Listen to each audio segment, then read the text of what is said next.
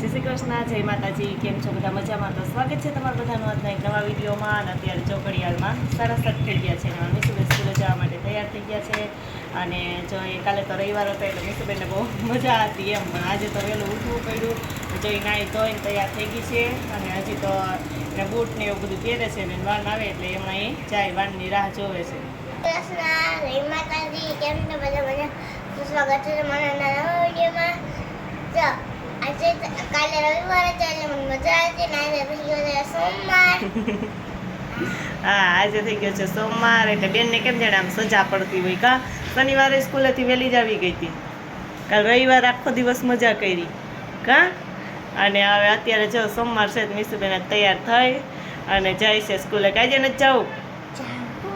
જવું છે ને? હા, તો મન તો થાય છે જવાનું. કા તો મીસુબેન બાકી હતું લખવાનું, તો કાલ રવિવાર તો આખો દી વહી ગયો. કંઈક એવું છે. હા, એટલે હવે આજ મીસુબેન જાય. કા વાનની રાહ જોવે છે. આજ પહેલી વખત વાન પહેલાં, નકર તો હમણાં મોડું જ થઈ જાય. વાન આવે ને ત્યાં એને બહુ મોડું થઈ જાય. કા વાનને ઊભું રહેવું પડે. આજ વળી તૈયાર થઈ ગઈશ વહેલી. બધું કામ અત્યારે થઈ ગયું છે, કપડાં મશીનમાં નખાઈ ગયા છે અને બીજું બધું કામ કરીને જો ફ્રી થઈ ગઈ છું. તો અત્યારે તો ઘડિયાળમાં 10 થઈ ગયા છે. અને આજે તો જો અમારે આખા રીંગણાનું કામ સ્ટાર્ટ કરવું છે. તો જો રીંગણા સરસ મજાના ધોઈ લીધા છે અને મસાલો બનાવવા માટે આપણે ગાંઠિયા લઈ લીધા છે અને અહીંયા ચવાણું લઈ લીધું છે. નકર તો ક્યારેક ક્યારેક હું આખા રીંગણાનું શાક કરું તો ચણાનો લોટ શેકીને પછી મસાલો બનાવો. આજે વખતે હું લોટમાં નથી બનાવવો, પણ આ ગાંઠિયા અને ચવાણાનો મસાલો બનાવવો છે. તો બધું લઈ લીધું છે અને ફટાફટ આપણે બીજા બધા મસાલા નાખી અને એમાં રીંગણાને ભરવા માટેનો મસાલો બનાવી નાખીએ અને રીંગણાને વચ્ચેથી કટ કરી નાખીએ. કેટલું હોમવર્ક બાકી હતું, 3 પેજ લખવાના હતા. ચોથો પાર્ટ ને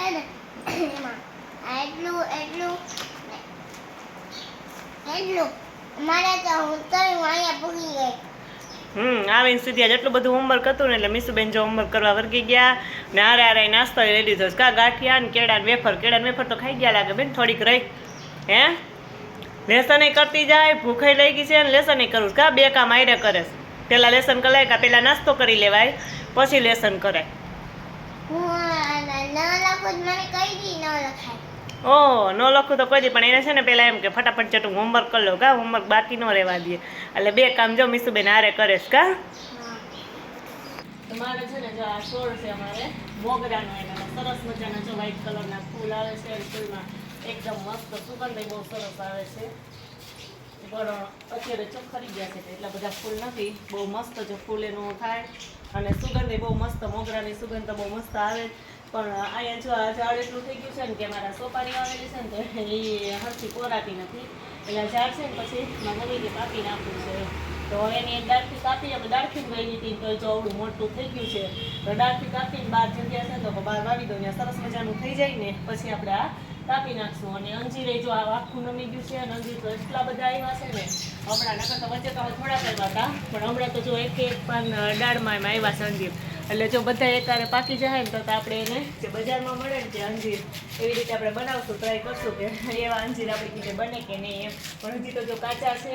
અને મરચીનો છોડ મેં એક વખત તો જો બતાવ્યો હતો કે આવડો મોટો થઈ ગયો છે. અહીંયા છે કોઈચો છે ને જો મરચાં આવ્યા છે અને એમાંય ઘણા બધા ફૂલ જો અહીંથી નીચેથી લઈને ઉપર સુધી ઘણા બધા ફૂલ એમાં ઉતર્યા છે. જો અહીંયા છે પછી જો અહીંયા છે, એટલે એમાંય મરચાં ઘણા બધા એવા છે.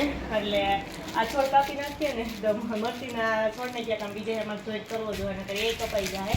તો હું આની એક બે ડાળખી કાપી અને બહાર છે ને વાવી દઉં, પછી જોઉં જ્યાં ઉગે કે નહીં. ઉગી જાય ને તો પછી આપણે આ કાપી નાખશું. કેમ કે અમારે ફળિયું નાનું છે અને ઝાડ વાવવાનો ક્યારે જાવ નાનકડો છે એટલે એમાં બધી આમ ટ્રાફિક થઈ ગઈ છે.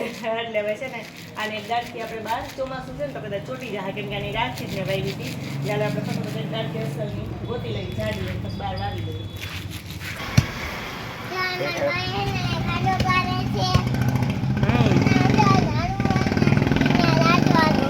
હા, અહીંયા વાવવાનું છે. કા એ બારોબાર જો મારે એક વાવેલું હતું ને પણ એ બરી ગયું છે એટલે હું કાપી અને પછી કાંટાવાળું હતું ને પણ બરી ગયું. ફૂલ સરસ આવતા હતા પણ એ બરી ગયું. તો જો પ્રિન્સને કીધું ને એટલે પ્રિન્સ હવે ખાડો કાઢી દઈશ. કા ભાઈ એવું કામ અમારા ભાઈને કરવાનું હોય. કા અમારા મમ્મી દીકરીને ખાલી બોલવાનું જ કરવાનું હોય કે નહીં મીસુબેન?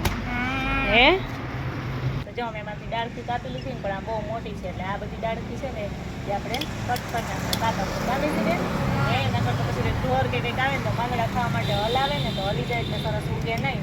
બાકી તો ડાળખી બધા છોડની હોય ને જાસુ તમારા ફળિયામાં છે તો એ મેં ડાળખી વેવી હતી, અંજીરની ડાળખી વેવી હતી. જો કે ડાળખી તો વાવું છું ને તો બધી ઉગી તો જાય જ છે મારી કીધે. હવે આને જો ઢોર નહીં હલાવી નાખે ને તો સરસ ઉગશે, નકર તો હવે જેમ થાય એમ. તો આ ડાળખી છે ને પાંદડાવાળી બધી કાઢી નાખીએ અને પછી જ આપણે વાવી દઈએ. કા મીસુબેન ને છે ને તૈયાર થઈ ગયા છે. કા હવે લેસન થઈ ગયું છે એટલે રમવા જવું. એટલે એને રમવા જવું છે રૂહીને ઘરે. કાં મોડું થાય છે હું થોડીક વાર ઊભી રહે પછી જ આજે આપણે ઝાડ વાવી દઈએ, છોડ વાવી દઈએ. એમ નહીં કે મારે મોડું થાય છે એમ. તો હાલો ફટાફટ જો આને સરસ કટ તો કરી લીધું છે. હા પછી આપણે હવે એને વાવી દઈએ. તો જો કે ઘડિયાળમાં 8 થઈ ગયા છે અને અમે જમીન નવરા થઈ ગયા છીએ અને હું મીસુબેન ચૂલે ઈચકવા માંડ્યા હે. અને મીસુબેનને છે ને રાસની પ્રેક્ટિસ કરવા જાવી છે એટલે એને જોઈને પાણીની બોટલ તૈયાર કરી લીધી ને મને કેવું રાસ શીખવા જાઉં છું. હવે ગણપતિ બાપાનું હતું, ગણપતિ બાપાનું બધું પૂરું થઈ ગયું ને એટલે અમારા મીસુબેનને નવરાત્રી આવી ગઈ. કા નવરાત્રી 22 તારીખે હજી તો વાર છે. હા વાર છે પણ બેનને તો અગાઉ શીખવા જાવ. 10ના મહિનામાં આવે. તારે તો અગાઉ શીખવા જવું પડશે ને ન જવું? જાવું છે હજી નકર તો પહેલા તમને આ વખતે મોડું થઈ ગયું. નકર તમને એક અઠવાડિયાની વાર હોય ને એની પહેલા શીખવાડે. હા તે હજી અઠવાડિયા કરતા વધારે જ વાર છે મારા બાપ. હા પણ અમારી બેનને તો બહુ વહેલું જવું હોય.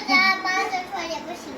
હા પણ અમારી બેનને તો વહેલું ફરજિયાત જવું જ હોય એટલે બેન જો અત્યારે આ જા ને બાપા અમારે કઈ કામ નથી હો. જવા જ હાલો તો મીસુ શાંતિ છે. હા મીસુ વહી જાય તમે મારે શાંતિ હોય. કા હા મીસુ કે મમ્મીને શાંતિ છે, મીસુ વહી જાય શાંતિ જ હોય ને. હાલો મીસુબેન છે ને એ પ્રેક્ટિસ કરી આવે અને આ સાથેનો વિડીયો પણ અહીં કરીએ છીએ. જો તમને વિડીયો ગમે તો લાઈક કરજો, શેર કરજો અને સબસ્ક્રાઇબ કરવાનું ભૂલતા નહીં. આવજો.